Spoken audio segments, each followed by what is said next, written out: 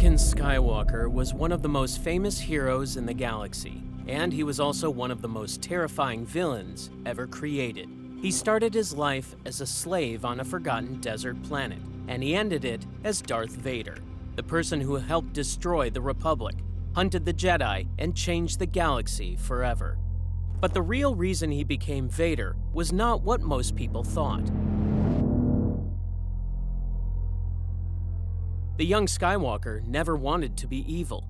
He wanted to save people, and that goal shaped almost every choice he made.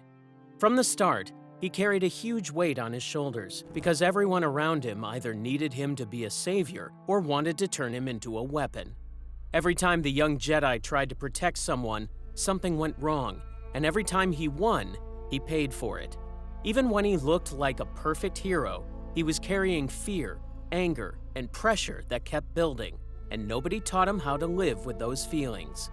This is the full canon timeline of Anakin Skywalker, covering every major turning point, every key battle, every friendship, every betrayal, every loss, and every moment that pushed him closer to the edge.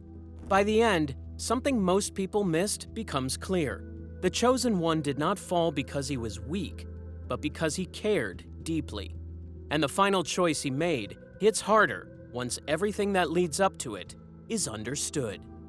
Anakin Skywalker's life began on Tatooine, in Mos Espa, a city built on survival and fear. This part of the galaxy sat far outside the Republic's laws, and that distance turned slavery into something people accepted without blinking. Most people in Mos Espa did not stop to ask if the system was wrong because they were too busy trying to stay alive. Based on Skywalker, a family at war, the Outer Rim worked like a hiding place for anyone who wanted to escape rules, and that included people who profited off suffering. Violence could happen at any time, and no one with real power could stop it. If a person was enslaved, they did not even belong to themselves. The boy's owner, Watto, saw him as a useful asset. He could build, repair, and race, and those skills made him valuable. That value kept him alive, but it also trapped him. Watto did not treat the young slave like a child with a future, because he treated him like a tool that could earn money. The worst part was that this system taught him a lesson he never asked for, because it told him his worth depended on what he could do for someone else. That fear did not only shape his childhood, because it taught him early that the people he loved could be taken from him without warning. That lesson came from one of the strongest forces in his life. Growing up powerless meant starting to dream about becoming strong enough to stop pain from happening again. That dream could look heroic on the outside, but it became dangerous when the fear underneath it never healed. His first teacher was not a Jedi or a warrior, because it was his mother, Shmi Skywalker, who survived slavery without losing her ability to care. Shmi carried the same chains as her son, but she carried them differently. Her strength did not come from fighting people. It came from enduring without turning bitter. She knew she could not control the system, but she could control how she raised her son inside it. The young boy watched her constantly, and what he learned from her became part of who he was. She created small moments of safety for her son even when she could not create freedom. In their home, she built calm where she could, and that calm taught the boy that the world was not only cruel.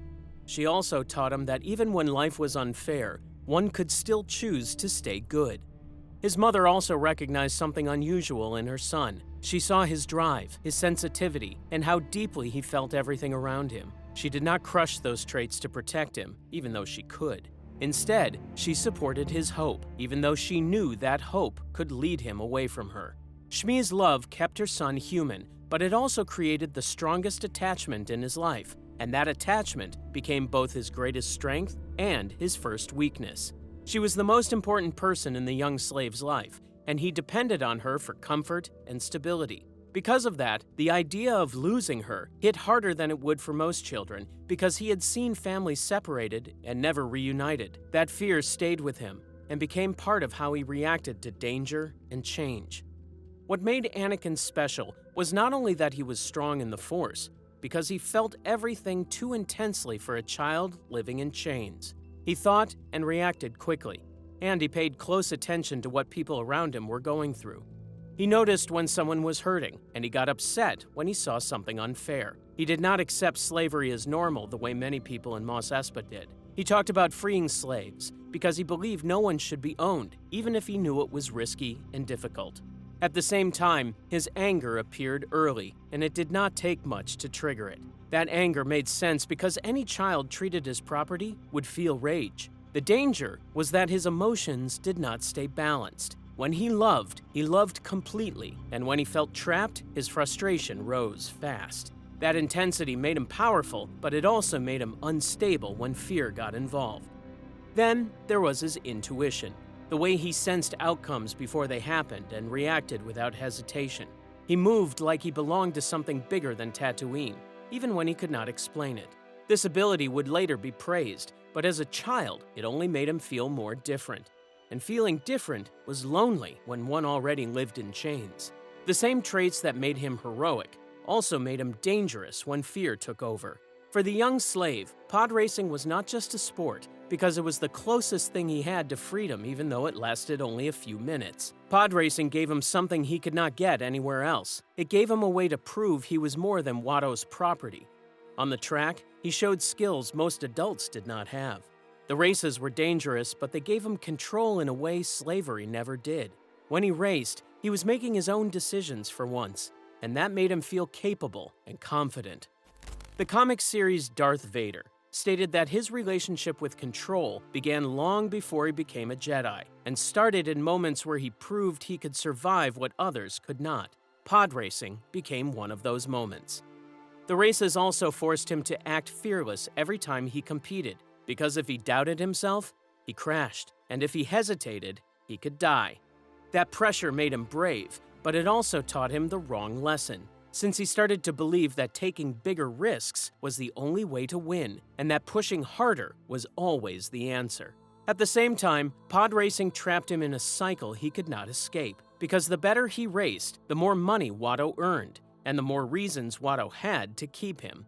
The thing that made the boy feel free for a few minutes also made him more valuable as property. Even as a child, he learned that survival was not enough, because he started to believe he had to prove his value every day.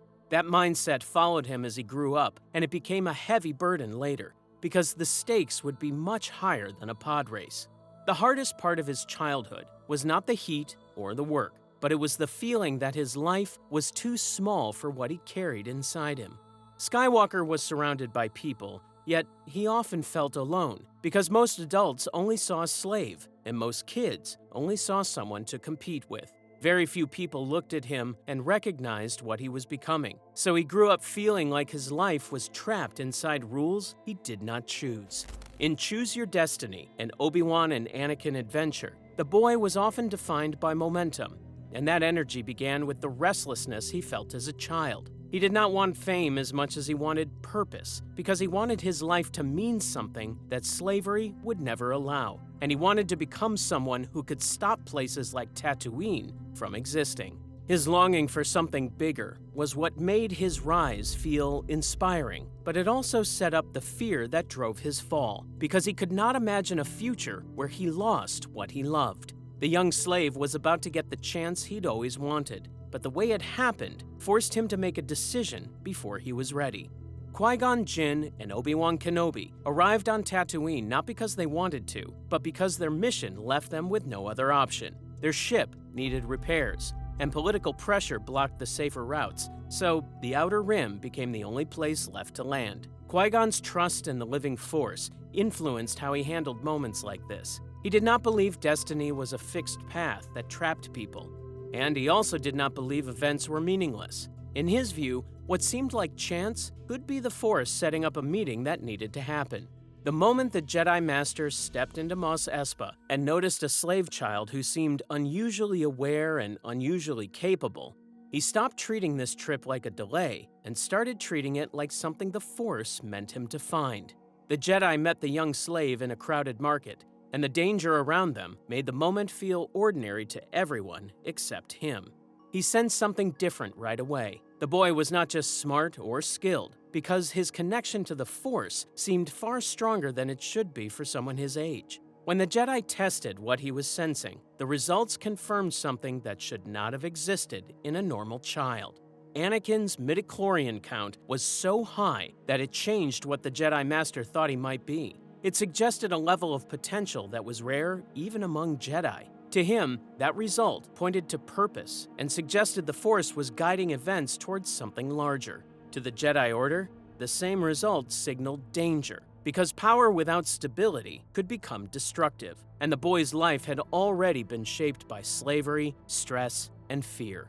The Jedi Master could not free the young slave without leaving Shmi behind, and even if he believed the Force would guide what happened next, the boy did not live in that kind of certainty. He lived with fear, and he had spent his whole life learning that people could be taken away without warning.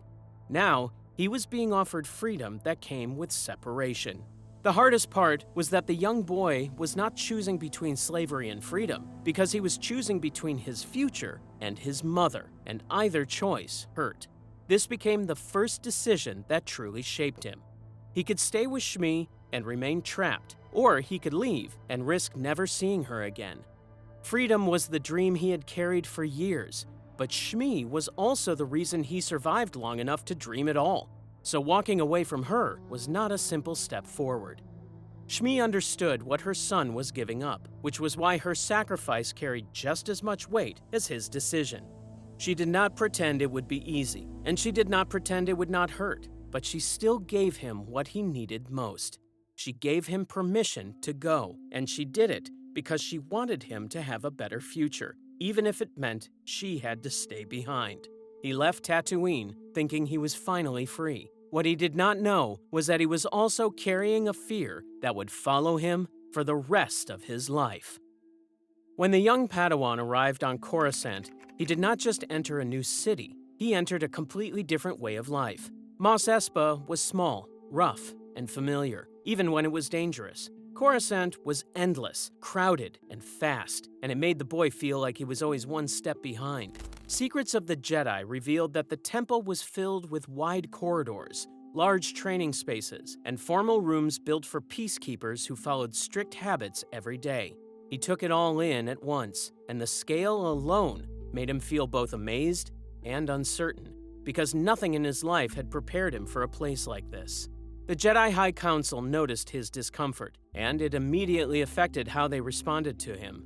Instead of seeing a normal student, the Masters saw a boy who was older than any trainee they would usually accept, and who already carried the kind of fear most Jedi spent their lives trying to avoid. Their system was designed to start early, so they could shape behavior from the beginning and keep strong attachments from forming in the first place. But he arrived with attachments already in place, and a past shaped by loss.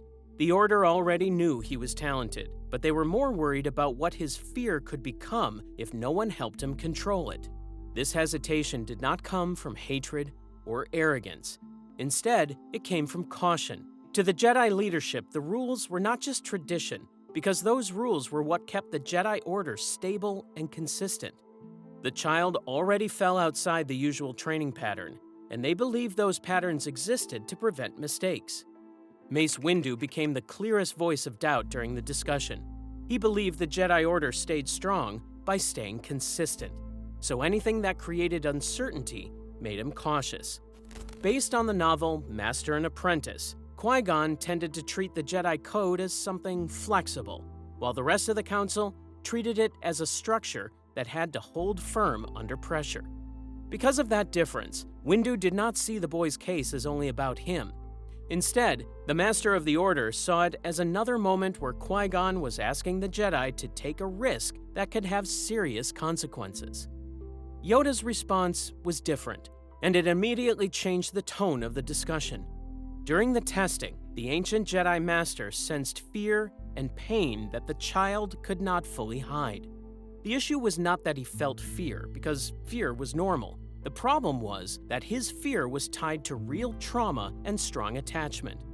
Yoda understood that fear became dangerous when it was ignored, especially when the person carrying it had unusual power. That was why his warning was taken seriously.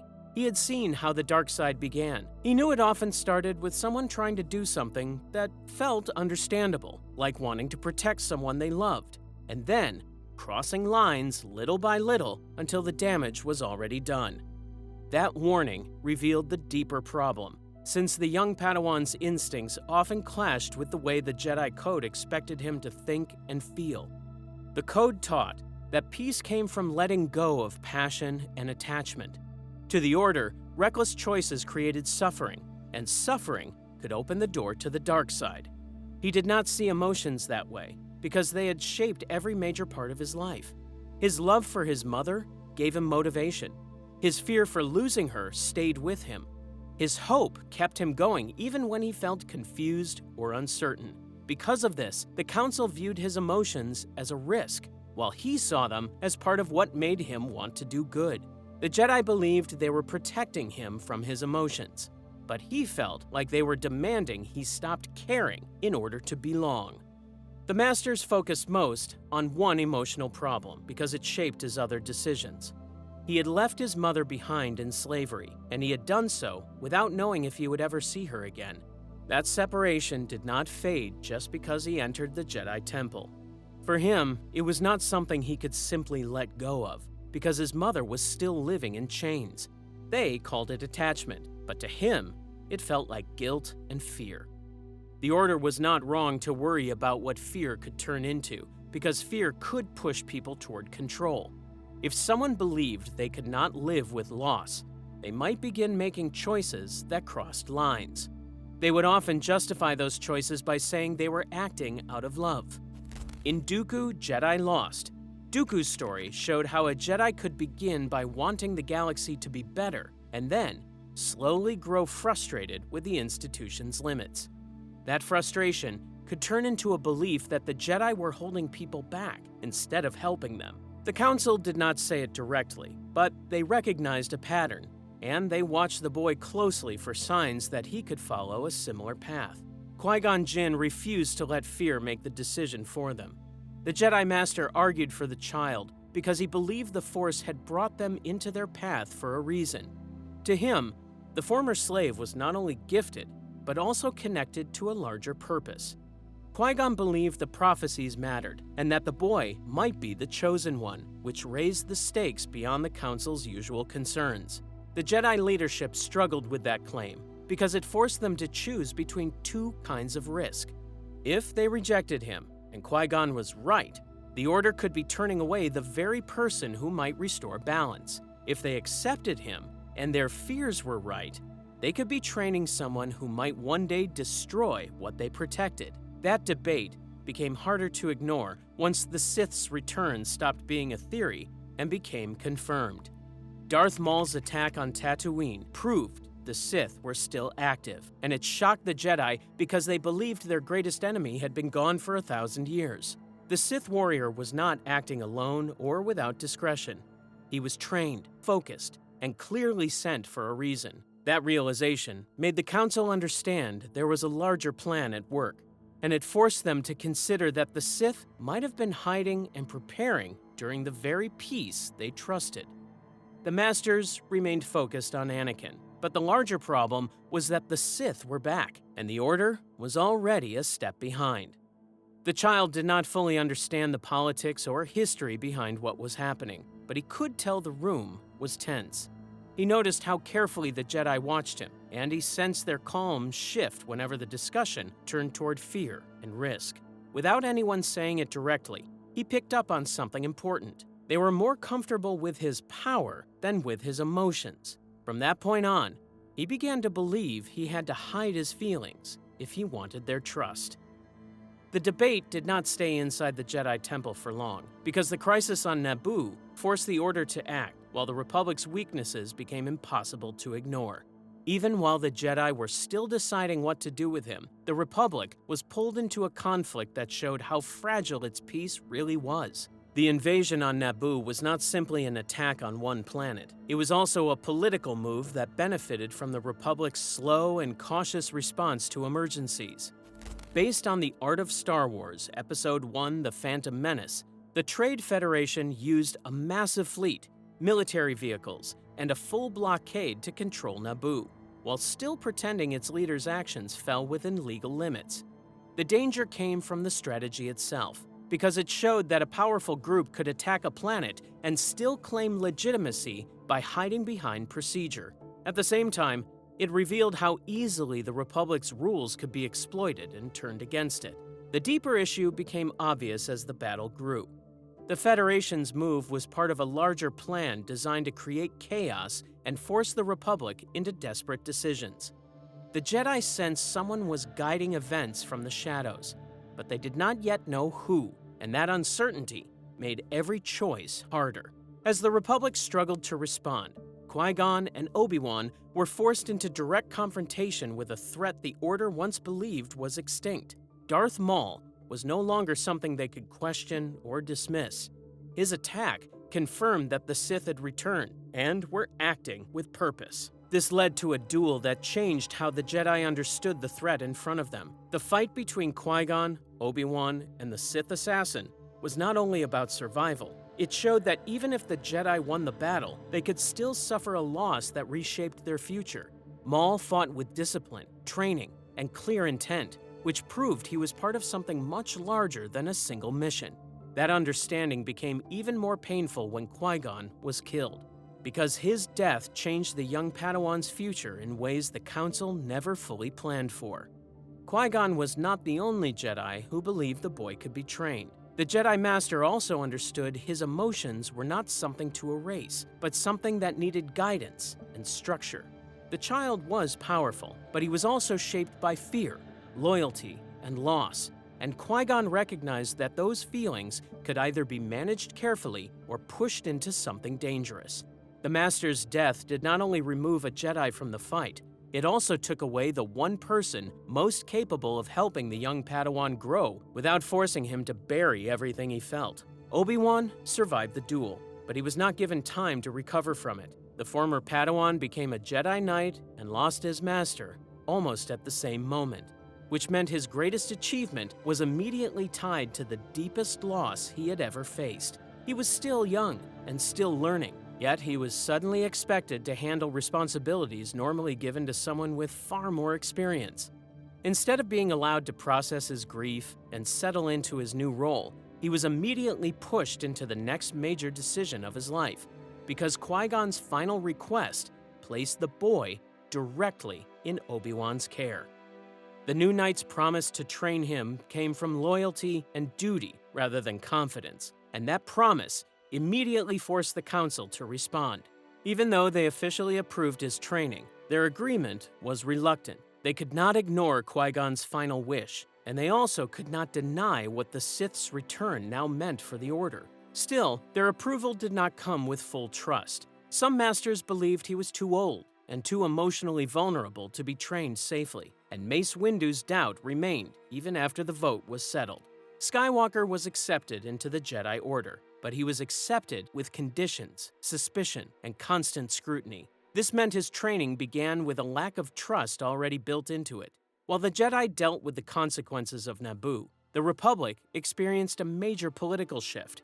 After the crisis, Sheev Palpatine rose and became Supreme Chancellor, and most of the galaxy saw it as a normal response to failed leadership.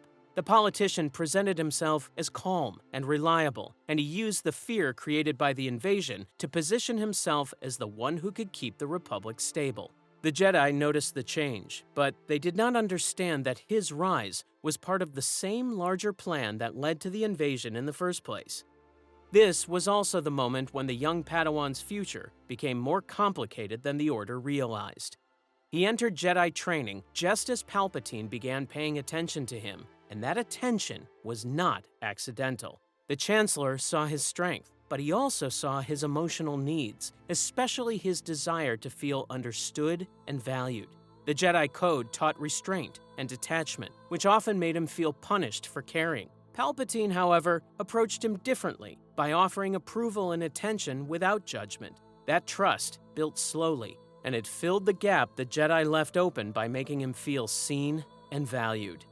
The boy did not recognize the danger at first, because he was still a child trying to adjust to a new life. He believed he was finally being given a chance to become someone important, and that belief was not wrong. What he did not see was how many people were trying to shape him at the same time. The Jedi believed training would solve the problems they sensed in him, but training alone could not erase fear, and it could not undo the emotional damage of leaving his mother behind. With Qui-Gon gone, Obi-Wan had to lead before he was ready. And as Palpatine rose in the Republic, the young Padawan began training under pressure that would shape him before he even saw it coming. The young Padawan stepped into his training years carrying a mix of strengths and pressure that most Jedi never had to juggle at the same time. He was older than most other students. He had lived through fear and loss before entering the temple, and he already formed strong attachments that the Jedi taught people to release. The book indicated that his age and background made him stand out in ways that created tension early on, because he was not shaped from childhood by Jedi routines. Instead of learning the code as something natural, he often experienced it as something forced onto him, especially when he felt it blocked him from doing what he believed was right. Anakin was gifted, but he also acted quickly and questioned restrictions, especially when he believed those rules slowed him down for no good reason. He often bent protocols to match his personal priorities, whether that meant modifying his gear, adjusting equipment without approval, or using unauthorized communication channels to watch pod racing from across the galaxy. Those choices seemed minor, but the Jedi paid attention because they showed that the young student regularly ignored boundaries, even when those limits were meant to keep him disciplined and out of trouble. As his training continued, the same stubbornness showed up during missions and instruction. When his master challenged his impulses, the Padawan did not always respond with patience or reflection. Instead, he sometimes reacted as if correction meant rejection, which made him lash out harder than the situation required. At one point, he even yelled that he did not care if he was expelled from the Order. And while that sounded like arrogance, it was also tied to a deeper fear that he would lose the only future he had left. The Jedi mainly saw anger and defiance, while the young Force user felt fear and pressure beneath it, and that gap made real understanding difficult on both sides.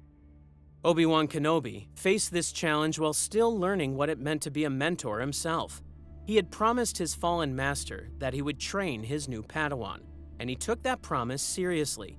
But responsibility did not automatically create emotional understanding.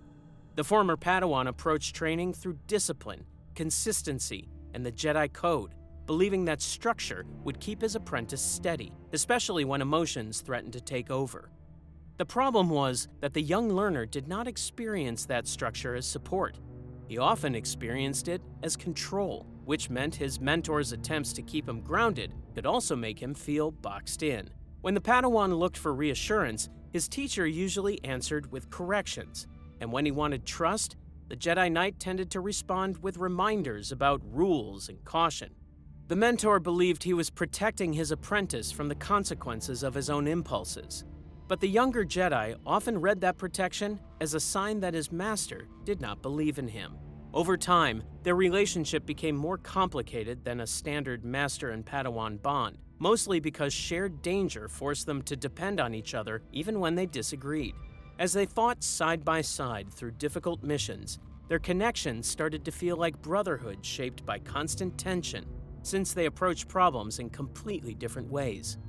The novel Brotherhood explained that their partnership was defined by the clash between the master's careful discipline and his apprentice's instinct-driven speed, and that clash often made their relationship stronger as much as it made it stressful.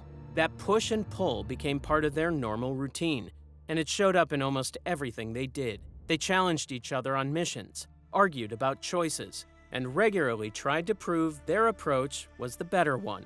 But they also trusted each other when the situation turned dangerous. The older Jedi could predict his Padawan's moves, while the younger one often sensed what his master was about to say before he even said it, which made them effective even when they were frustrated. Still, the differences between them stayed real because the master believed the Jedi survived by staying restrained, while his student believed the Jedi failed when they refused to act boldly enough. As the Padawan grew stronger, his frustration with Jedi limitations became more intense. He started viewing the Council's oversight as constant scrutiny, and he began to believe the Masters doubted him even when he succeeded. In his mind, being watched meant being restricted, and being restricted meant being held back from doing what he felt he was meant to do. That mindset pushed him toward pride, because every time he achieved something difficult through skill and forceability, he saw it as proof that he deserved more freedom. When the Chosen One rumors followed him, they did not ease his pressure. They made him more convinced that he should not be treated like any ordinary student. He began treating rules like barriers meant for weaker people, and that belief affected how he reacted to feedback. When he was praised, he assumed it was obvious he deserved it, but when he was corrected, he saw it as unfair and unnecessary. Over time, that pattern led him to interpret discipline as disrespect. As Anakin's frustration with the Jedi grew, the Supreme Chancellor built a quiet bond with him that felt easier and more personal by comparison. The politician spoke to him as if he was already an adult and already important, and that tone made him feel valued in a way he did not always feel inside the temple. The older man also showed up at the right moments, offering casual conversation and comfort when the young Jedi felt misunderstood, and he did it without demanding emotional restraint or turning the interaction into a lecture. The Sith Lord's manipulation started gently, long before it became obvious, because he focused on encouragement rather than control. He praised the Padawan's immense heart and framed it as a strength, which pushed him to hold on to emotions the Jedi expected him to manage and contain. He also validated the apprentice's anger and desire for revenge by implying that those reactions made sense, and he repeatedly suggested that the Order's rules were limiting his true potential. While the Chancellor was building that influence, the Jedi Order was also drifting closer to the political center of the Republic, and that shift created contradictions the young Jedi could not ignore. The Jedi were moving from peacekeepers into generals commanding troops, and as their responsibilities changed, their purpose and values started to blur. The closer the Order worked with the Republic, the more they looked like officials protecting a system instead of neutral guardians trying to serve the public. Watching this happen gave him more reasons to doubt Jedi leadership, especially since he already felt the Council did not fully trust him. All of this made the Chancellor's influence easier to accept because it fit the frustration he already carried. The politician positioned himself as someone who understood his anger and ambition, while the Jedi continued to answer those same emotions with caution and restraint. His master tried to guide him through discipline because he believed structure was the only way to keep his Padawan safe and steady. But the Sith guided him through validation because he knew it would slowly shift his loyalty. At this stage, he was not choosing between good and evil in his mind. He was choosing between feeling restricted and feeling supported. And that choice was quietly shaping how he viewed the Jedi Order and where he believed he belonged. By the end of his Padawan years, he believed the Jedi were holding him back and the Chancellor was helping him grow. That belief made it easy for the Sith Lord to pull him away. After 10 years apart, Padme Amidala returned to Coruscant, and the young Jedi realized that the feelings he had tried to ignore never actually went away. The story jumped forward a decade, and the Republic was no longer steady. Coruscant felt tense as the Senate stayed trapped in arguments about how to respond to growing threats. In the middle of that pressure, the former Queen of Naboo returned as a senator to vote on the Military Creation Act, and her arrival shifted the moment from politics to something personal, pulling the Jedi Knight back into emotions he never fully dealt with. Even though he had trained as a Jedi for years, he still had not learned how to handle attachment in a healthy way, and that weakness became obvious as soon as she was back in his life. The sources showed that his biggest struggle was not simply anger, but fear of losing the people he cared about, along with the belief that he should be able to prevent that loss if he was strong enough. The senator's return turned serious immediately when an assassination attempt struck the landing platform and killed her decoy and close friend, Corday. The attack proved that she was not only dealing with political pressure, but also facing enemies who wanted her dead, so the Jedi Council assigned the Jedi Master and his Padawan as her personal protectors. That decision kept the young Jedi and the Senator together almost constantly, but it also forced their reconnection to happen in a tense environment shaped by mourning, fear, and urgency. Padme treated the situation like a security problem that needed careful planning. while her protector treated it like a personal threat he had to stop. He had thought about her for years, and he still held on to the version of her he'd met on Tatooine, a memory tied to the period of his life when he'd felt trapped and powerless. In his mind, she had represented escape and possibility, so seeing her again brought those feelings back with even more force now that he was older. The senator, however, did not come into the reunion with the same emotional buildup because her life had been shaped by constant responsibility and public pressure. She remembered the young slave as the kind child she once helped, but she also saw that he was now a powerful and impulsive Jedi. This difference affected how their bond developed because he held on to an ideal version of her, while she stayed focused on what was real and in front of her. He wanted the reunion to feel important, and he wanted her to see more than the boy she met years ago. When she stayed cautious, he grew impatient and tried to push past her boundaries. She did not reject him, but her life had been built around responsibility, so she refused to let emotion cloud decisions that affected millions of people. He mistook her composure for distance, so he pressed harder instead of slowing down. And that choice set the tone for everything that followed. As soon as he became her assigned protector, his concern began to shift into something more controlling. He watched her closely, challenged her choices, and reacted strongly when she refused to hide or step away from public duty. To him, every risk felt unnecessary, but the senator believed retreating would only empower the people trying to threaten her, so she continued doing her job even when danger stayed close. The more she refused to bend, the more frustrated the young Jedi became, and that frustration built because he started treating her safety like a personal responsibility instead of a shared reality. His intensity came from old wounds that never healed, including the loss of his first master and the painful memories tied to the life he left behind on Tatooine. He had lived with the fear of losing the people he loved, and that fear kept pushing him toward the same conclusion.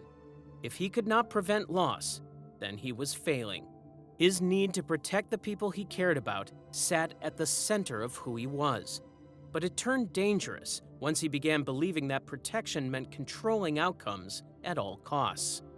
As that belief grew, the Jedi Code became another source of pressure. The Jedi taught that attachment led to fear, and fear led to the dark side. So they expected their members to avoid romantic relationships and deep personal bonds. For most Jedi, that rule felt normal because they had lived inside the Order since childhood and never built those attachments in the first place. For the Chosen One, however, the rule landed differently because he already knew what it felt like to love someone and depend on them. The Code did not give him a healthy way to manage those feelings, so it left him with one option: hide them. Once secrecy became his habit, shame followed close behind, and shame made him feel isolated even when he was surrounded by people. Instead of working through his emotions, he buried them, and the more he buried them, the harder it became to stay calm when stress hit. That same pressure showed up in his mentor's role. Obi-Wan noticed early that the senator was affecting his focus and clouding his judgment. He warned his apprentice to stay centered and avoid emotional attachment, but the warnings did not land as guidance because the younger Jedi heard them as criticism. Every time his teacher corrected him, especially in front of her, he felt embarrassed and judged, and those feelings quickly turned into defensiveness. Over time, defensiveness turned into resentment because he convinced himself that his master did not understand love and did not respect what he felt. As the tension between them built, the assassination plot kept moving forward in the background, refusing to give anyone time to breathe. The senator refused to step away from her work because she believed her duty came first, especially with the Republic moving closer to war. The Senate's slow response only strengthened her resolve because she refused to let fear shape policy or control her decisions. The young Jedi, however, experienced every moment differently because each public appearance felt like another opportunity for someone to kill her. Since the threat remained hidden, he could not confront it head-on, and that lack of control made him more restless. He wanted quick answers and decisive action, but politics moved slowly, and Jedi investigations took time, which forced him to wait when he felt like time was running out. That frustration began to show in the way he acted. He became more impulsive, especially when he felt his master was holding him back, slowing him down. He pushed against instructions, made sharper decisions, and reacted emotionally when events did not move the way he wanted. Under stress, his anger rose faster, and his confidence shifted into stubbornness because he became convinced he was the only one taking the threat seriously enough. Anakin believed he was protecting her, but his actions revealed something else, too, because he could not accept the idea of losing control over what happened to her. Once the Council realized Padme would not stop doing her job, they decided the safest option was to move her off Coruscant, and that choice changed the situation in a way none of them fully expected. Leaving Coruscant did not remove the threat against her, but it did reduce the number of risks she faced every day. On Coruscant, enemies could hide in crowds, and the Senate forced her into constant public attention, so staying there only increased the chances of another attack. Naboo became the logical place to send her because it was familiar territory, it offered stronger local support, and it gave the Jedi more control over security. The change also affected the young Jedi because he was no longer guarding her in a busy capital where rules, routines, and constant observers kept emotions contained. On Naboo, the pace was slower, and that slower pace gave their relationship more time to develop without interruption. Retreating to Lake Country created a calm that she rarely got to experience. Queen's Hope revealed that the Queen almost never allowed herself time away from duty, so being on Naboo made it easier for her to act less formal and more like herself. That change affected him immediately, because the version of her he saw there felt more personal than the public figure he had been watching from a distance for years. And the closer she felt, the harder it became for him to stay emotionally detached. As their days on Naboo continued, their bond strengthened in a way neither of them could ignore. They spent time together in simple, everyday routines, and those moments started feeling more important than the original reason they came.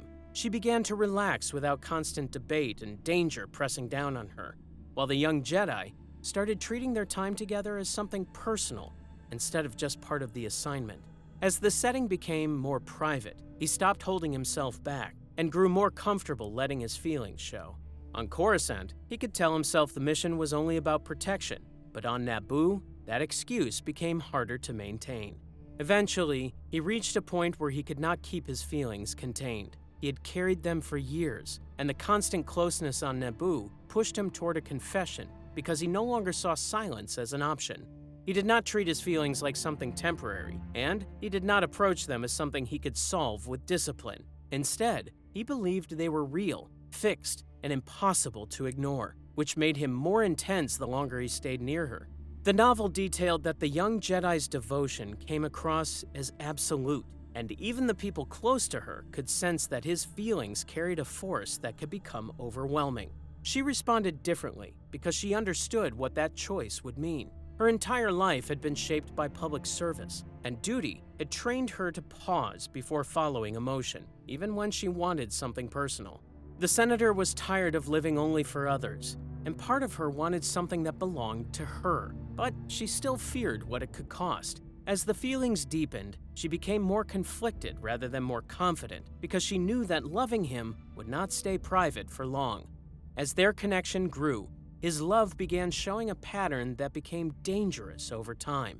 He did not just love her, but also feared losing her, and that fear began shaping how he thought and acted. He started tying his self-worth to whether he could protect her, which made every threat feel personal. The more he cared about her, the more he believed he must control what happened to her, and that belief created pressure he could not handle calmly. For the young Jedi, love and fear were connected, so even when he felt happy, he still expected something to go wrong. This was where the Jedi Order's weaknesses became clearer, because he did not have healthy tools to manage what he felt. The Jedi taught discipline and detachment, but they did not teach emotional regulation in a way that worked for someone who entered the Order older and already shaped by personal loss. When he felt strong attachment, the Order did not guide him through it. It expected him to suppress it. That approach might have kept other Jedi focused, but for him, it produced secrecy, guilt, and emotional pressure that built over time. By the end of the Naboo retreat, their relationship had moved beyond attraction and into commitment, even if they had not told anyone. The closeness helped them understand each other, but it also made the secrecy feel heavier. Soon after, Anakin began experiencing prophetic dreams about his mother, and the visions did not feel like distant worries he could ignore. They felt urgent, specific, and personal, and each one dragged him back into the helplessness he felt as a child when he could not protect the person he cared about most. The Jedi Code told him to let go, but letting go felt impossible when the dreams seemed like warnings he was supposed to act on. As the dreams continued, his fear grew sharper and more focused, and he started thinking of death as something that should be preventable through strength and action.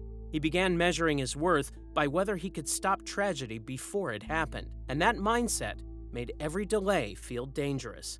She noticed the stress building in him and realized it was not a normal concern anymore, since his urgency started shaping the way he thought and moved. He became trapped in the belief that every moment of waiting brought him closer to failure, and that belief pushed him toward a decision that broke away from Jedi expectations. The return on Tatooine was not simply a trip for him. It became a direct confrontation with his past, because the planet forced him back into memories of slavery, powerlessness, and separation. Even after years of Jedi training, he still carried the emotional damage from that life. By the time he reached the Lars homestead, he was already weighed down by one thought, that he had waited too long. When he finally found his mother, the moment brought shock instead of relief. She was broken and dying in a Tusken Raider camp, and he was forced to accept that he arrived too late to save her. The loss did not feel natural or unavoidable to him because he could not see death as something that happened on its own. Instead, it felt like failure, and failure was the one thing he refused to accept. Rather than working through grief in a controlled way, he collapsed emotionally, and that collapse became the turning point where pain turned into violence. He became consumed by revenge, and once that happened, revenge overrode every Jedi principle he had been taught. He attacked the Tusken camp and killed them all, including those who had no direct role in what had happened to his mother. This was not self-defense or justice, it was revenge, and it became the first major moment where he answered grief with cruelty instead of restraint. In Darth Vader, his struggle with loss was shown as a central flaw that shaped his choices, because he reacted to pain by trying to overpower it instead of accepting it. Afterward, he returned to the Lars homestead carrying the weight of what he had done, but he did not process it as pure guilt. Guilt became tangled with anger, and anger became the emotion he leaned on because it felt stronger than grief. When he admitted the massacre to the senator, he did not frame it as something outside his control. He made it clear he chose it, and he still could not fully pull away from the rage that pushed him there. Her response became a defining moment for their relationship because she did not leave. She was disturbed and horrified, but she stayed because she believed he was breaking under grief and fear, and she worried that abandoning him would push him further into darkness. Her loyalty became a stabilizing force, but it also reinforced his belief that attachment was the only thing keeping him grounded. Instead of creating distance after the truth came out, their bond tightened, and the relationship became heavier because now it included a shared secret tied to violence. He returned from Tatooine with a secret relationship, a hidden act of violence, and a fear of loss that had grown into something dangerous. And when the crisis on Geonosis exploded, those secrets started shaping every choice he made. When the Clone Wars began, they did not just create a new enemy for the Jedi. They forced the Jedi Order to change its purpose, and they pushed the young knight into becoming the kind of hero the galaxy demanded. The Jedi Order entered the war without enough time to prepare for what it would demand of them. For generations, Jedi had trained to reduce conflict, calm emotions, and avoid unnecessary violence, so their identity was built around prevention rather than conquest. However, the war escalated too quickly for those ideals to guide every decision, and the Republic soon needed generals more than mediators. This forced the Jedi into the role of military leaders, focused on defeating enemies rather than stopping wars early through diplomacy. As the Clone Wars spread, they brought widespread destruction and non-stop emergencies that left little room for careful diplomacy. The Separatist threat expanded across countless systems, so the Republic rushed to grow its forces, and the Jedi were pulled into leadership roles across the galaxy almost overnight. That same urgency also reshaped Jedi training, since the Order could not afford to wait years to prepare new warriors. Padawans were advanced faster and sent into combat earlier than expected. As the conflict continued, the pressure to win pushed the Jedi into choices they would normally avoid. Moral compromises did not happen because the Jedi suddenly stopped caring, but because war punished patience and rewarded fast results. Even Yoda worried that the war was changing the way the Order thought, since commanding troops required decisions that often blurred the line between defense and aggression. More than anything, this shift had its greatest impact on the young general, shaping him faster than the rest of the Order. While many Jedi struggled to balance their values with military leadership, the hero with no fear adapted faster than anyone else, and the Republic quickly turned him into a symbol of victory. As the war expanded, his reputation grew at the same pace, since he consistently delivered results on the battlefield. His skill with a lightsaber and his talent as a pilot made him valuable, but it was his fearlessness that made him unforgettable. The battlefield rewarded his boldness because boldness often brought fast victories. While other Jedi hesitated to break formation or risk lives on uncertain plans, the young general frequently acted on impulse and accepted danger as the cost of progress. This approach brought him respect from clone troops, since they often saw him leading from the front instead of issuing orders from safety. However, the same behavior that earned loyalty also reinforced his worst tendencies. When reckless decisions succeeded, it convinced him he was right to ignore restrictions. When aggressive action solved problems, it taught him to value force as the quickest solution. Over time, this pattern made him less interested in restraint and more focused on control. Rather than happening all at once, the shift developed through repetition, since each success made aggression feel normal and each victory convinced him that caution only got in the way. As the war stretched on, the Jedi Order did not only lose time and lives, it also began losing the clear sense of right and wrong that once guided its choices, since constant pressure pushed the Council toward actions it would have rejected in the past. Every setback brought heavier demands from the Senate, deeper fear from the public, and rising tension inside the temple, until extreme solutions started sounding like a reasonable strategy. Instead of serving as peacekeepers who worked to prevent conflict, the Jedi slowly became administrators of war, and that shift weakened the principles that had defined them for generations.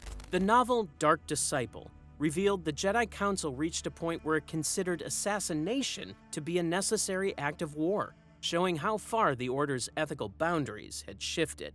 This moral decline became worse because politics shaped nearly every Jedi decision. The Jedi were no longer free to act solely based on what the Force called them to do, since they were tied to Senate approval, military command, and public perception. Even humanitarian crises could be delayed by financial disputes or legal technicalities, which forced the Jedi to wait when people needed immediate help. For the Chosen One, this delay felt like failure because he saw suffering and believed action should come first. Yet the Jedi kept moving according to political timelines instead of moral urgency. As the Jedi became more dependent on political structures, their hypocrisy became harder to ignore. They still called themselves guardians of peace, yet they functioned as generals commanding armies, making tactical choices that cost lives and treating victory as proof of success. That contradiction fueled his growing frustration because he began believing the Jedi talked about peace while relying on force, then pretended the rules still carried the same meaning. This distrust grew because the Council often treated him as an asset rather than a respected member. He was praised publicly as a symbol of hope, yet he was excluded from key decisions and watched with suspicion inside the temple. That contrast made him feel used because he believed they needed his power but did not trust his judgment. Chancellor Palpatine recognized this fracture and used it with precision. He positioned himself as someone who understood the young Jedi's frustration, and he framed the Jedi as arrogant leaders who restricted power while using it when it befitted them. He encouraged him to believe that the Council feared him and refused to respect him because they were threatened by his potential. The Chancellor did not need to invent his anger. He only needed to guide it until distrust became certainty.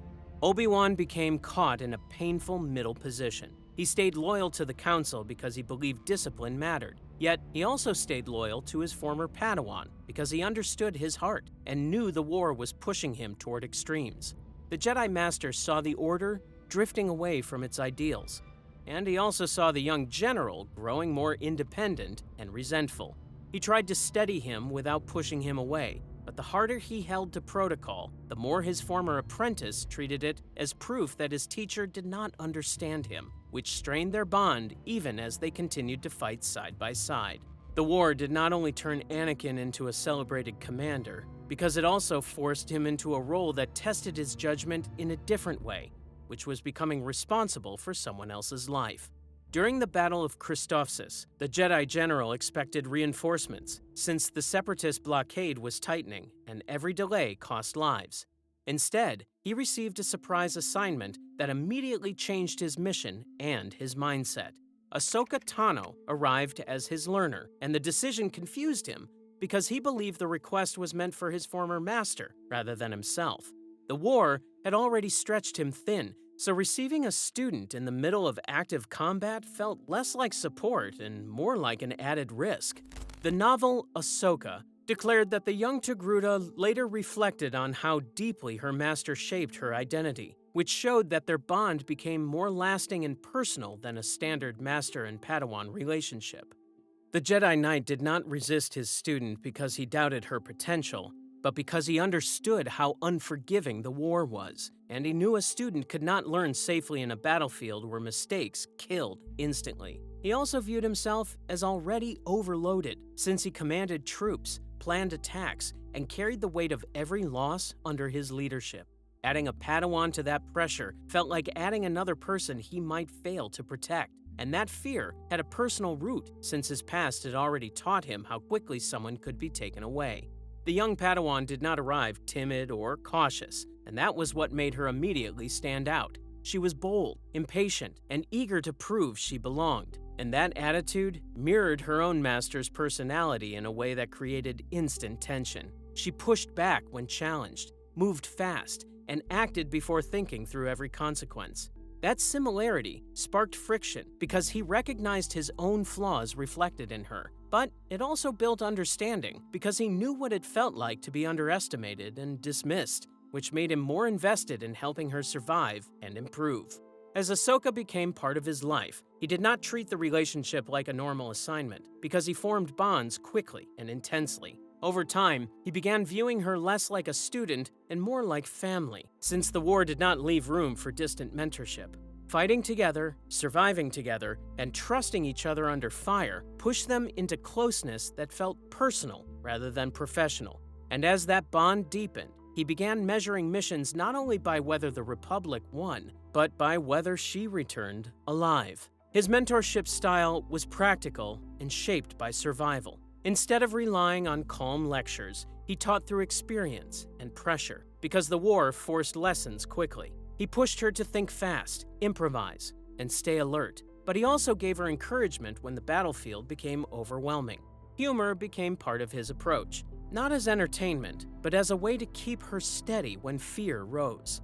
And he built her confidence by treating her as capable even when others doubted her. At the same time, the Jedi General taught his Padawan leadership in ways the war did not encourage. While many commanders treated clone troopers as numbers, he pushed her to see them as individuals. He valued loyalty and made it clear that soldiers deserved respect. And it helped her remember that the clones were individuals, not disposable pieces of strategy. Even as war hardened him, he still recognized that people fought harder when they believed their lives meant something. As the bond strengthened, his protectiveness also intensified, because he could not separate responsibility from fear. Losing his mother taught him that life could be taken suddenly, and that memory made him reactive whenever his student was threatened. He became supportive, but he also became controlling, since he believed he could reduce danger by forcing the outcome. When rules slowed him down, he started treating those rules as the problem.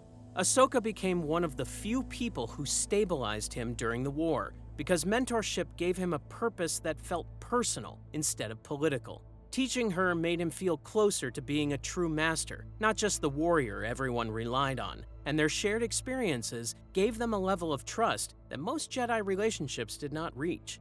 At the same time, she trusted him because he was honest about danger and because he believed in her ability to grow.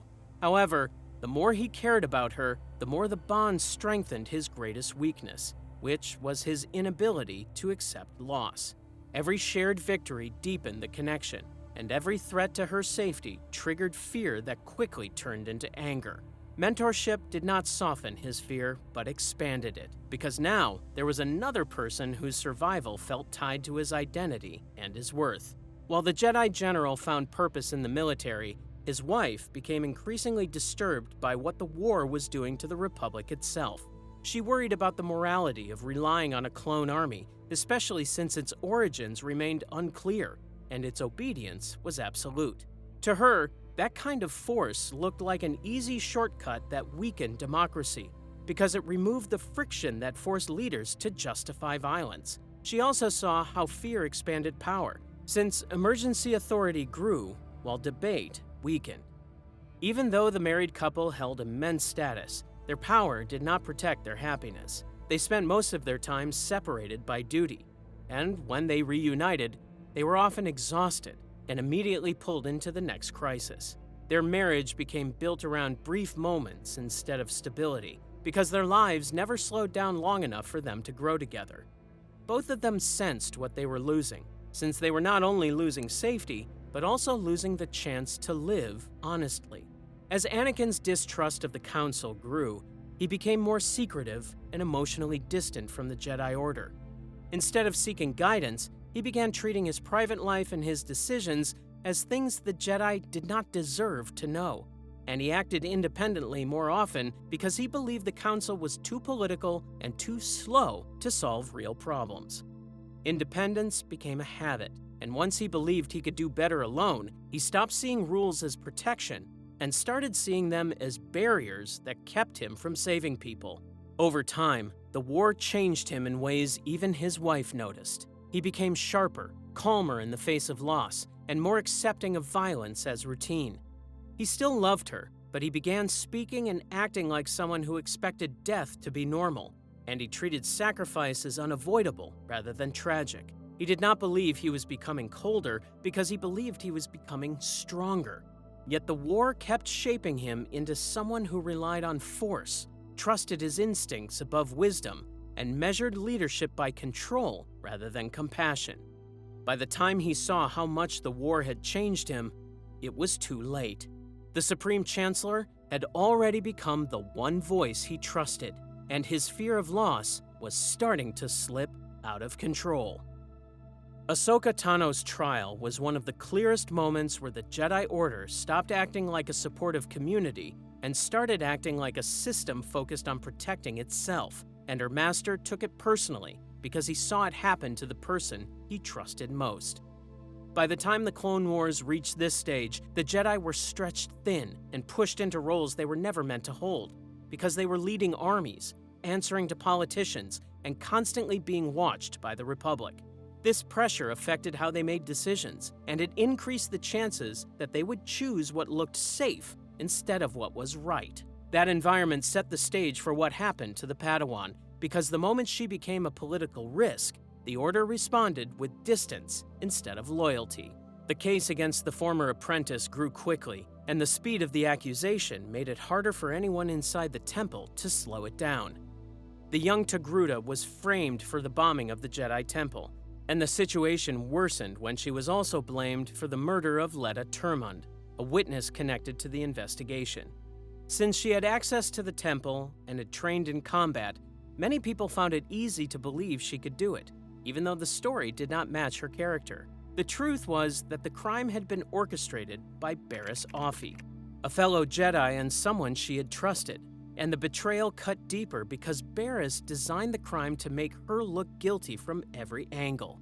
As evidence built against her, the Jedi Council shifted into damage control. They knew the Republic was already losing faith in the Jedi, and they feared that another scandal would make public trust collapse even further. Instead of defending the accused Padawan inside the Order, they voted to expel her so she could face a Republic military trial, and Admiral Tarkin became the prosecutor. That choice made the situation even more dangerous because the trial became less about finding the truth and more about proving that the Jedi could punish their own people to satisfy the Republic. Star Wars, the Clone Wars character encyclopedia, describes the Jedi during this era as being pulled between the values they claimed to follow and the public pressure that controlled their decisions, which explains why they chose a political solution instead of a loyal one. For Ahsoka, the betrayal did not come from the accusation itself, but from the way the Council reacted as if she was already guilty. Even though she had fought for the Republic, followed orders, and proven herself in battle, the Council treated her like a liability they needed to remove quickly. Their actions sent a clear message that they would not take a personal risk to protect her, even though she was one of their own. The Council did not take time to stand beside her publicly or privately, and instead, they moved her out of the Order as fast as possible to protect their reputation. When the Jedi pulled away, her teacher reacted in the opposite way because he refused to accept that his apprentice could commit these crimes. He did not treat her like a suspect because he knew how she thought, and he knew how she fought, and he also knew she had no reason to destroy the temple. This pushed him into a focused investigation that became more urgent as the case against her grew, because he understood that the longer she was alone, the harder it would be for her to trust anyone again.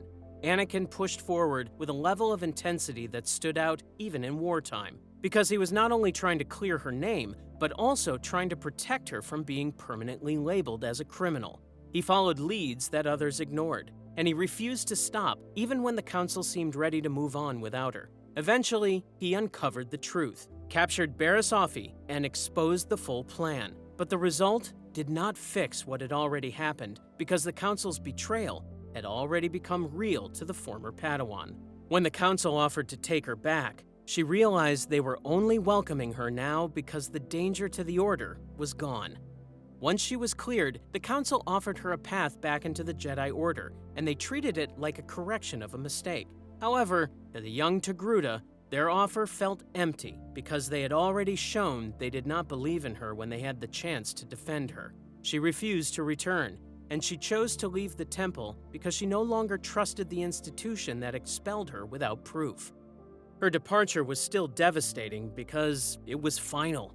She walked out with almost nothing and chose to survive outside the structure that raised her, and her decision made it clear that her relationship with the Order was permanently changed. That decision also hit him hard because she was the person he felt closest to, and she was the one person who made his place in the Jedi feel personal instead of distant. When she left, he lost a key source of loyalty and comfort inside the temple, and the loss stayed with him long after the trial ended. The trial became proof to the Chosen One that the Order's loyalty had limits, and once he believed that, he stopped trusting the Jedi as a whole. His anger grew because he saw the Council's actions as cowardly and unfair. And he also saw that the Jedi were willing to sacrifice an innocent person if it helped them keep political stability. The Vapad Master became the symbol of that coldness to him, because that council member treated the situation like a formal decision, not a personal betrayal. And Anakin started believing that the Council hid behind rules so they could avoid feeling responsible for the damage they caused. The Supreme Chancellor used this moment in a careful way, because he did not need to convince the conflicted Jedi that the Order was flawed, since he had already watched it happen. Palpatine only needed to position himself as the one person who never abandoned him, and he did that by listening, validating his anger, and quietly framing the Jedi as people who would always choose the Order over individuals. This was one of the strongest catalysts for his eventual fall, because it changed his expectations of loyalty. After this, he believed the Jedi would abandon anyone if it benefited the Order, and once he believed that, he became easier for the Sith Lord to isolate. He stopped seeing the temple as a place that protected people, and instead, he saw it as a place that protected rules, reputation, and control, even when it hurt the people inside it. The more the war turned the Republic's hero into a public symbol, the more he felt like a problem inside the Jedi Order, and that contrast fueled his arrogance and resentment. As the war continued, Anakin became used to being the person who won battles and saved lives. That success changed how he viewed himself, because he started believing that results should be more important than Jedi tradition. He saw his promotion and titles as steps on a ladder rather than signs of spiritual growth, and he began comparing his battlefield achievements to the Council's cautious leadership. The Chosen One prophecy also added pressure that affected his behavior. Some Jedi still treated the prophecy with uncertainty, and others avoided talking about it.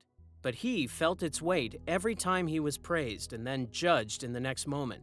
Instead of feeling supported, he felt like the title was used as a label people held against him.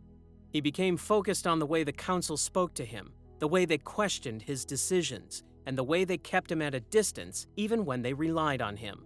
The senior Council member became the clearest example of this to him, because that Jedi rarely showed warmth and often treated him as if he expected failure. Over time, he started assuming the Council saw him as a tool, not as someone they wanted to develop and respect, and that belief made him less willing to accept their authority. He also started viewing the Jedi Code differently.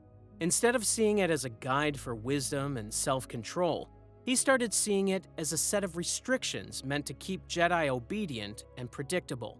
That mindset grew stronger because his former apprentice's trial showed him how quickly the Council could use rules to justify harsh decisions. Anakin did not feel like he fit into one identity anymore, because he was constantly shifting between being a soldier, a Jedi, and a husband in secret. On the battlefield, he acted like a commander who had to make fast, sometimes aggressive choices, and he believed those choices saved lives. At the temple, he was expected to stay calm, detached, and obedient, even though his life was shaped by attachment and fear. At the same time, he was tied to Padme, and the secrecy of the marriage forced him to hide a major part of himself. Since those roles conflicted, he started feeling like he was always failing one side of his life, and that sense of failure increased his anxiety. He wanted approval from the Council, freedom with his wife, and control over the war. And when he could not have all of those, he started feeling trapped. Once he became afraid of losing everything, his fear began shaping how he read the people around him, and he became more suspicious even when he lacked proof. After the Padawan's trial, he began assuming that the Jedi would abandon people when they became inconvenient, which made him more likely to expect the same treatment for himself. That fear did not fade with time, because every moment of secrecy from the Council felt like confirmation that they were hiding something from him. Palpatine benefited from this because he did not need to create his anger. He only needed to reinforce it and redirect it toward the Jedi. By the end of this chapter, Anakin was still fighting for the Republic, still winning battles, and still being praised by the public, but his internal stability was weakening. He no longer believed the Jedi would protect their own people in a crisis, and he no longer trusted the Council's judgment, especially when it conflicted with his instincts. His isolation grew because Ahsoka was gone, and his resentment grew because he believed the Jedi caused it. And once those feelings settled in, they shaped what he did next.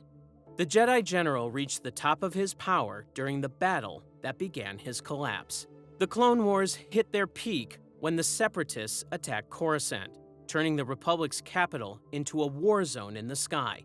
This was not just another assault, because the Separatists took Chancellor Palpatine hostage and forced the Jedi into an emergency rescue.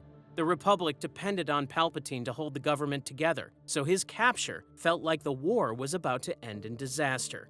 In the Revenge of the Sith film, Anakin and Obi-Wan led the rescue mission through exploding cruisers and enemy fighters, pushing straight toward General Grievous's flagship.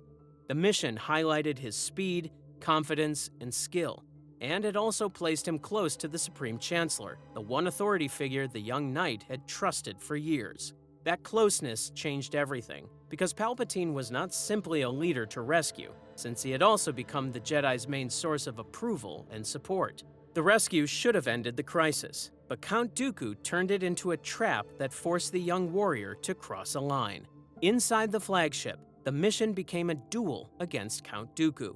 The conflicted Jedi fought like a man who had spent years in non-stop war, relying less on patience and more on strength, anger, and momentum. The duel ended with him overpowering Dooku and leaving him defenseless. At that point, he hesitated because he knew killing an unarmed prisoner went against everything the Jedi taught. That hesitation lasted only a moment because Palpatine had spent years teaching the Knight to trust instinct over restraint and to see Jedi rules as obstacles instead of principles. The pressure was not sudden or random because it was the final step in a long campaign that had trained him to believe power was the only protection. The execution was the moment where Palpatine's conditioning finally paid off, because the fallen Jedi was pushed into acting on fear and impulse rather than Jedi discipline. He killed Dooku, and even though the Separatist leader was gone, the victory felt wrong. He did not feel proud or relieved, because he knew he had done something the Jedi would condemn. The realization hit him right away, and the silence afterward felt heavier than the fight itself. Anakin did not get time to process what he had done because Palpatine quickly reshaped the moment into something he was supposed to accept. His guilt hit right away because he knew he had stepped into something darker than battle. He could tell the difference between defeating an enemy and executing someone who could not fight back. At the same time, he could not undo the choice, which made the guilt sharper and harder to escape. Palpatine responded by treating the execution as practical and necessary, insisting Dooku was too dangerous to keep alive. That reassurance was not meant to comfort the troubled Jedi, but to direct him. It taught him that violence was acceptable as long as the result benefited the Republic, and it reinforced the idea that the Jedi's rules only slowed him down. He returned from the battlefield hoping for something good, but the next news changed his entire focus from winning the war to stopping death. When he returned to Coruscant, Padme revealed she was pregnant. For a moment, he felt real joy because the child represented a future he never expected to have. It was one of the last moments where he seemed fully like himself. However, his joy faded quickly because his mind jumped straight to what he might lose. He knew their marriage was secret and fragile, and he knew the Jedi would not approve if they discovered the truth. Instead of feeling safe, he felt exposed, and the fear grew because the pregnancy made the stakes real. He now had someone to protect, and he already carried the trauma of failing to protect his mother. That fear became constant, and it began guiding his decisions. He stopped thinking about the war as the biggest threat in his life and started thinking about losing his wife and the child. The more he tried to control the future, the more unstable he became. His fear became worse when the nightmares returned, because they looked exactly like the warnings that came before his mother died. Anakin began having prophetic visions of Padme dying in childbirth. He recognized the pattern immediately, because he had seen this before. He once had dreams like this about his mother, and he did not act fast enough to save her. That memory made the nightmares feel like a direct warning, and he started treating them as inevitable. The dreams took over his thoughts during the day because he did not see them as emotions or stress. He saw them as proof that the future was already moving toward tragedy. As a result, he stopped focusing on how to live with fear and started focusing on how to defeat death itself. The Jedi could not help him the way he wanted because the Jedi taught that loss was natural and that attachment led to suffering. To Anakin, those ideas did not feel wise. They felt cold and useless because he was not trying to accept loss, he was trying to prevent it. This gap between what he needed and what the Jedi taught increased his isolation. That isolation pulled him toward the Chancellor, who listened without judgment and never told him to let go. Instead, Palpatine framed his fear as proof that he loved deeply. Then, he offered him the idea that love deserved power, not limits. He did not fully realize it yet, but Palpatine had positioned himself as the only person who offered answers instead of rules. Palpatine became his main source of emotional support because he offered something the Jedi never provided: permission to speak honestly about fear and attachment. The Sith Lord took advantage of that trust by turning every Jedi restriction into a personal insult, suggesting the Jedi were not guiding, but controlling him. Palpatine then introduced the story of Darth Plagueis and presented it as forbidden knowledge the Jedi would never share.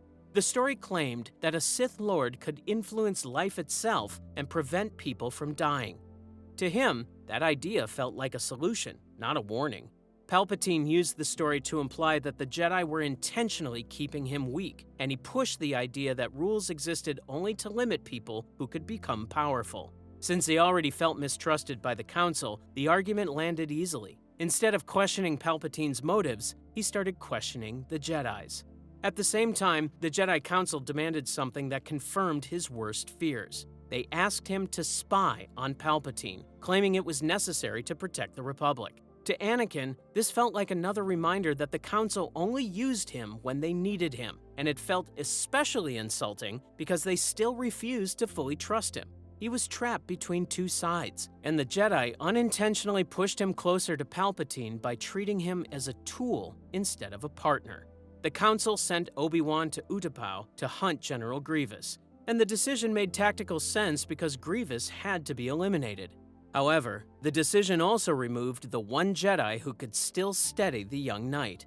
His former master had been his closest relationship in the Order, and he had served as the person the Chosen One listened to when emotions threatened to take control. With Obi-Wan gone, the Jedi Knight was left alone on Coruscant while his fear grew and Palpatine stayed close. He already felt rejected by the Council, he was haunted by nightmares, and he felt desperate for answers. Without his master's presence, the pressure had no release, and Palpatine became the only person who seemed to understand what the troubled Jedi was facing. He still tried to do the right thing at first, and that is why his next choice changed everything. When Palpatine revealed the truth, the Chosen One finally reported him to Mace Windu, even though the senior council member had treated him with suspicion for years. Windu and other Jedi confronted Palpatine, but they ordered him to stay behind. The order reinforced what he already believed, which was that the Council never truly trusted him. That mistrust landed at the worst time possible, because he believed Padme's life depended on knowledge only Palpatine had. The confrontation turned into a duel, and Windu nearly defeated Palpatine. The victory should have ended the Sith threat, but Palpatine turned the moment into a test. He framed himself as the victim of Jedi overreach, and he pushed the young Jedi toward a decision that could not be undone. The night arrived at the worst possible moment, and his fear made him believe one choice was the only way to save Padme. He saw Windu about to kill Palpatine, and his mind locked on one thought. If Palpatine died, Padme died too. That belief was driven by fear, not logic, but fear was now steering his choices. In the seconds that followed, he acted without thinking through what it would cost. He cut off Windu's hand, and that one move gave Palpatine the opening he needed to kill Windu. The outcome was immediate, and he realized he had just helped destroy the Jedi's last chance to stop the Sith. The shock hit him at once, and the regret was instant, because he knew he had crossed the line in a way that could not be excused. Palpatine took advantage of the moment by naming him Darth Vader. The fallen Jedi accepted the name because he believed the Jedi would never forgive him. He convinced himself he had already fallen too far, and that going back was impossible. Instead of facing what he had done, he chose surrender because it felt like the only path left. The fall was not finished, because Palpatine's next step was designed to destroy the Jedi and lock Vader into darkness. Palpatine executed Order 66, and clone troopers across the galaxy turned on Jedi commanders with no warning. Jedi who had fought beside them for years were slaughtered in moments. The purge worked so well because the Jedi had built their own system around the clones, which meant betrayal came from inside their own military structure. The Jedi Order collapsed fast, and the few who survived did so only by luck or distance. At the same time, Vader led the assault on the Jedi Temple. He entered the place where he grew up and destroyed it from the inside, killing Jedi defenders and then murdering the younglings hiding inside. This act was the darkest point of his transformation because it removed any illusion that he was still only a confused man making hard choices. The killings also served Palpatine's goal, because once Vader committed something unforgivable, he was more likely to believe he could never return. He continued partly through denial and partly through numbness. He told himself he was doing what he must to save Padme, but underneath that excuse was self-hatred that grew stronger every time he obeyed. He became what he feared, a bringer of death, while convincing himself it was the only way to protect life. Obi-Wan and Yoda survived and returned to the temple only to find it destroyed. Their despair grew when they discovered that Vader was Anakin, because it meant the Jedi did not only lose the war, they lost their chosen one. With the Jedi shattered, Palpatine sent his new enforcer to Mustafar to finish the war and remove the last threats to the Empire. He traveled to Mustafar and wiped out the Separatist leaders, killing them to eliminate the last remaining pieces of the old war. The massacre helped Palpatine consolidate power because it removed the final visible opposition. The Sith Lord carried it out with cold efficiency, acting like a weapon instead of a person.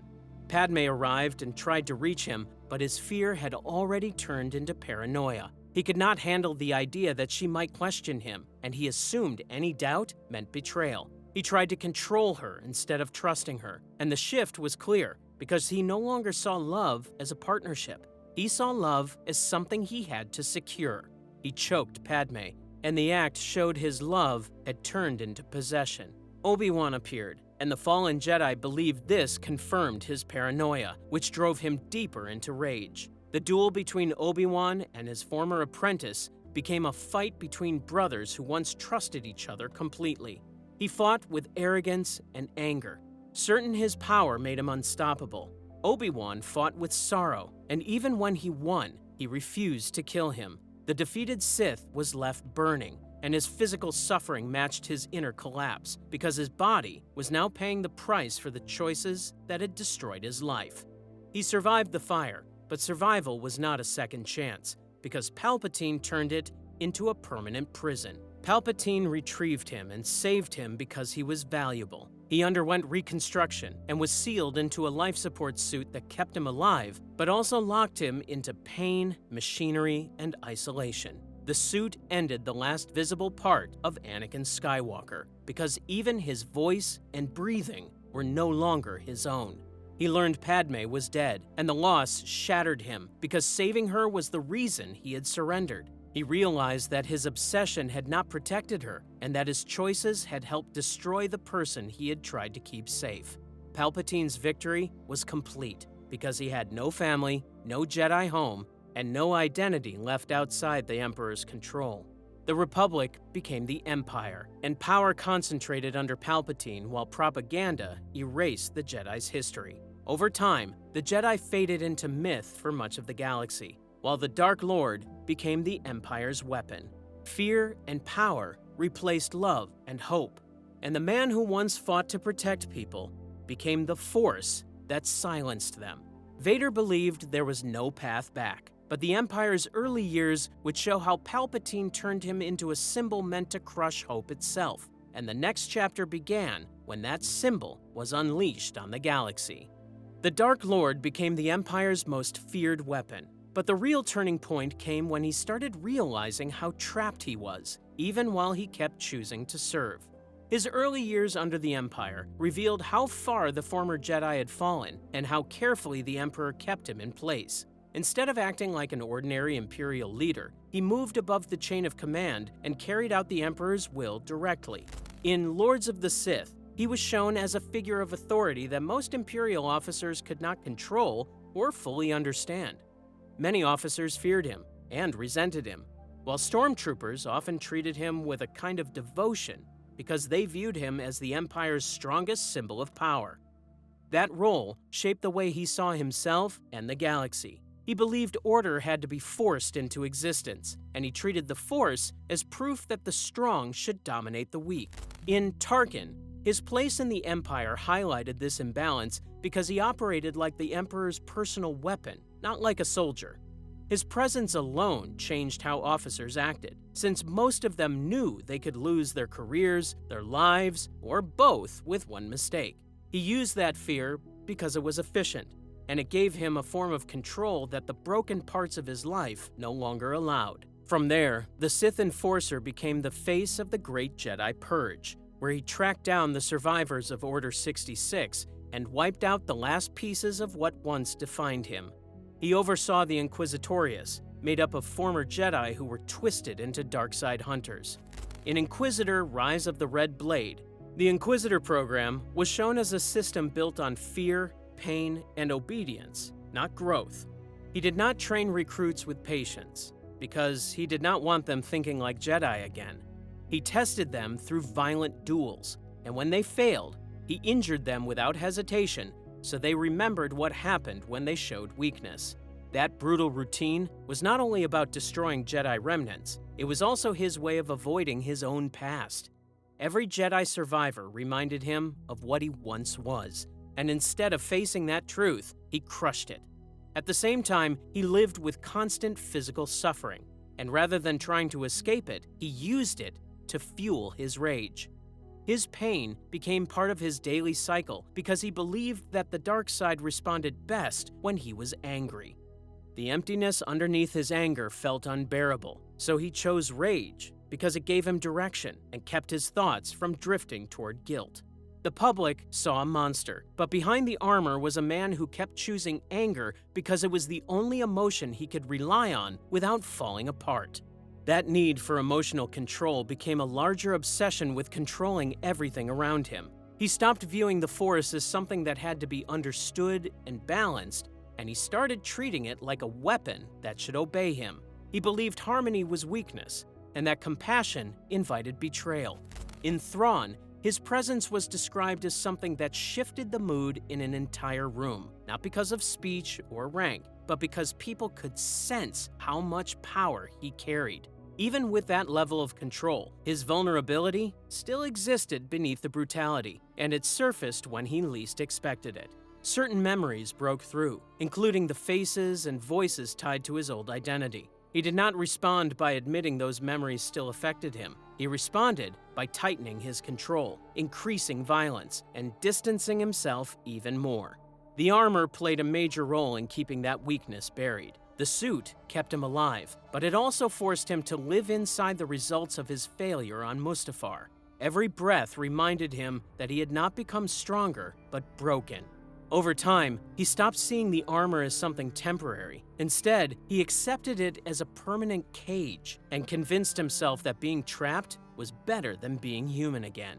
Vader's focus began shifting once the Rebel Alliance became a real threat. After the Death Star was destroyed, unrest spread across the Empire, and rebellion turned into something larger than scattered resistance. One pilot became a symbol of hope, and he initially saw the pilot as another problem to fix, not realizing that the pilot would redefine his life. That changed the moment he learned the pilot's name, Luke Skywalker, and understood that his child survived. The discovery forced him into an emotional awakening he could not fully stop. He tried to treat Luke like an object to control, but he could not remove the personal meaning behind the name. Luke represented the family he believed was erased, and he realized the Emperor had lied to him about that loss. At the same time, this awakening did not produce selfless love. It triggered possession and ambition, since he immediately began thinking about claiming Luke rather than protecting him. His obsession became intense enough that he began moving in secret. He hunted Luke relentlessly and pushed aside Imperial protocol because nothing felt more urgent. He hired bounty hunters and expanded the chase, not because he wanted the Millennium Falcon, but because Luke would follow it. He used that logic to create the Cloud City trap, forcing Lando Calrissian into betrayal and taking control of the city. He tortured Han Solo not to gain information, but to create suffering that Luke would sense through the Force, pulling him into the trap. When Luke arrived, the Dark Lord's duel with him was a display of superiority, cruelty, and restraint all at once. He overwhelmed Luke, used the environment as a weapon, and pushed him toward collapse. Still, he refused to kill him because he did not want Luke dead. He wanted Luke broken and forced to accept the truth. When he revealed that Luke was his son, he offered him an alliance, believing that power was the only form of salvation and that control was the same thing as security. Luke refused, and that rejection left him alone again. For all his strength, he failed to get what he truly wanted, which was family. That failure became the foundation for what happened next, because Luke did not stop believing his father could be saved. Luke surrendered later, convinced that he still had good inside him, even though almost everyone else believed he was beyond recovery. The second Death Star became the Emperor's trap for the rebels, but it also became a trap for him, because Palpatine planned to replace him with Luke. Vader was caught between duty and love, and their duel became a clash between anger and restraint. Luke defeated him and refused to kill him, choosing mercy instead. That mercy forced him to confront something he had avoided for years, which was the fact that strength did not have to come from cruelty. Palpatine responded by torturing Luke, trying to force him into hatred. He watched his son suffer, and at that moment, he faced the final decision. He chose to save Luke and killed the Emperor, fulfilling the prophecy of the Chosen One by ending the Sith rule that had poisoned the Force for decades. The act destroyed his life support, and he died as Anakin Skywalker, finally separated from the Emperor's control. Luke carried his father's body away from the battle and gave him a funeral pyre, turning the moment into symbolic forgiveness. His appearance as a Force ghost confirmed his return to the light and proved that balance was not about destroying emotion, but mastering it. His fall showed that love without wisdom could turn into fear, and fear could turn into control. His story also exposed how the old Jedi Order failed to guide someone who felt too deeply and carried too much pressure alone.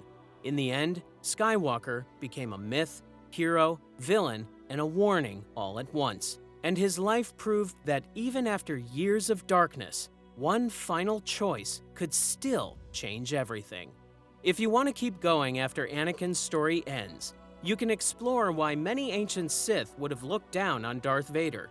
And you can also include the step-by-step overview of Palpatine's rise, to show how long he planned, how he controlled the Republic, and how he shaped Anakin's fall years before anyone realized what was happening.